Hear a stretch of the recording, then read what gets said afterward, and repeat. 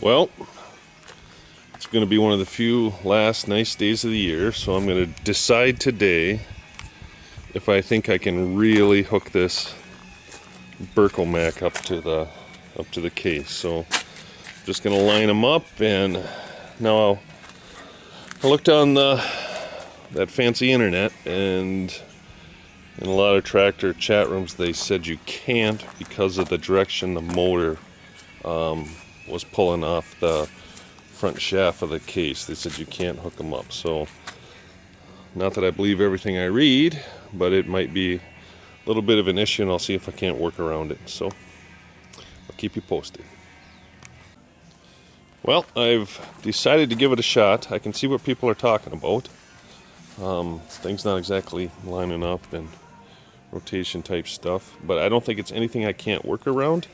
The problem is, to do this, I'm basically going to be sacrificing the subframe, which means it'll probably get ruined via torch and welding, and I'm probably going to be sacrificing this snowcaster, which I took the auger out of, and I actually sandblasted it and sandblasted some of the other parts for the Mule drive, and there's going to be some fabrication and welding on that too.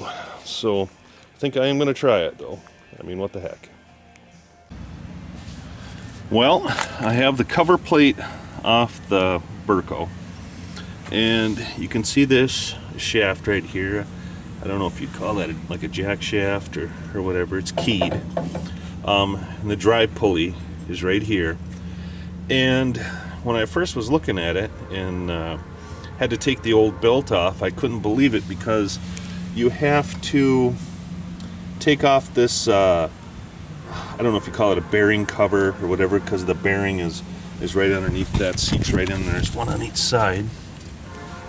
But you literally have to pull these off, and there's a little bit more of an access space in there, and you can feed the belt through there. And I'm thinking, that is the most ridiculous thing I've ever seen in my life, that you have to pull that apart all the time.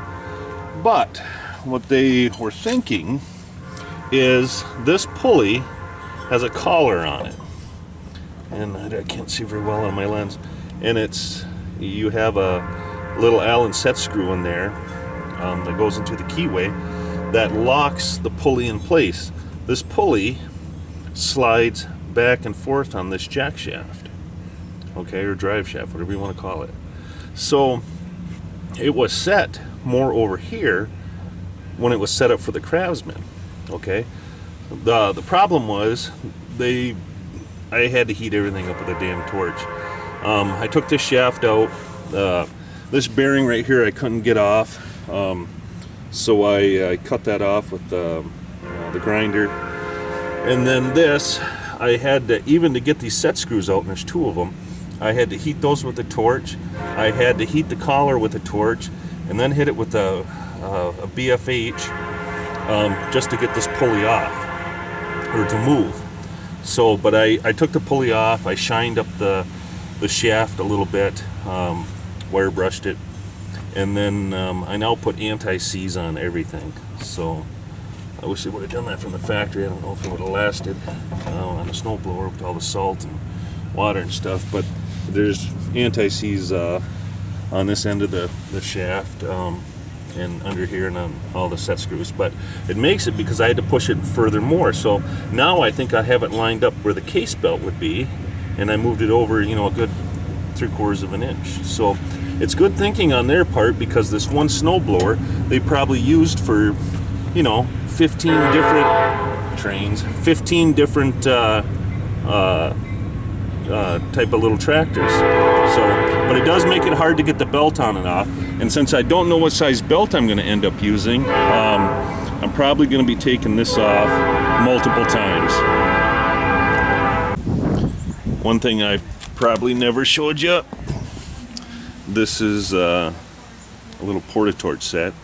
Uses MAP gas and O2, which is nice because I can get the O2 in town and the MAP gas at the hardware store. So this thing is old. It actually it's a Craftsman, so I think it says Sears Craftsman on it. I don't know actually who made it, but I mean, look at that. That's old school. Relatively small tip on it, but you know, I've cut through 1/4 inch with it with no problem. Probably, I'm sure, I guarantee it'll go thicker. So, kind of a handy little thing. I know they still sell Porta Torches, but as I say, this is kind of an old school one, but works fine and works for me. The next thing I decided to do was change the pulley on the Mule drive. Okay, this is the return pulley. Okay, comes back from the snowblower, goes up to the electric PTO. So, here's that one. Here's the old one. Now you're thinking, hey, that's a lot different size, which you are kind of correct. But if you look at it this way, I don't know if I can get a good shot in there. It's not that much bigger, but you see how much wider. See how much wider that is? Now, all the other pulleys that I have now, the electric PTO, the main drive pulley on the Berco, and now this return pulley, besides like the idler wheels where V-belt size doesn't matter, I can now use an oversized belt on it, so the belt will be much, much thicker. The problem was, this pulley came off the subframe. So I took it off, and this is made just to have the bolt run directly through it, where this had a, I don't know, like a stud that went all the way through it, and then you bolted it onto that. So I had to cut that off with a cutting wheel, and then threaded a bolt right through there. So I think it's going to work pretty well. The only thing is, yes, it is a little bit bigger, and it fits on like this. This is the way it goes, and there's not a lot of clearance on this backside for the belt to come up where it doesn't rub on things. So I think I have enough clearance, but if I don't, I will just cut these off with the cutting tool and then move it up 1/4 inch and re-weld it, and I think that would take care of that. I hope I don't have to do it. It's just a lot more work, but yeah, we're getting there. I got some of the other cutting done today too, did some torch work. The weather is just ass nasty, and it's supposed to snow tomorrow and the next day. I work anyway, but Friday it's supposed to be nice, so I'm hoping I can really get a lot done on Friday night. So we've already had snow a couple times during the night, and the temperatures are pretty low. So, all right, hopefully I can get a lot done on this on Friday. Well, it's Friday, and I got kind of a mock-up going on how I think I would like it to go. That's how it's going to be attached to the Mule drive right there. Need to get some washers, so like a whole bunch of washers.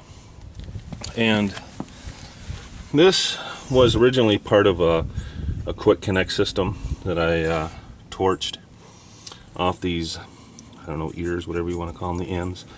So there was a pin that went in there, so the snowcaster slid straight out. I was trying with all my might to be able to use those, but I don't think I'm going to be able to. I'll see, because there was, as I say, a nice quick connect pin thing. So, but unfortunately, you know, you'd have to take the belt off even before you did that, since it's hard to take the belt off on this side. But speaking of belt size, I'm pretty sure that's going to be my hardest thing to figure out, because it's the case one is too small and the Craftsman one is too big. It's over there. So I may sacrifice the Craftsman belt and cut it to try to get a rough idea on how long I need a belt, because every mistake I make on the belt size is going to cost, I don't know, 40 bucks for a new belt. Who knows what they are these days, but anyway, this is what it should look like. So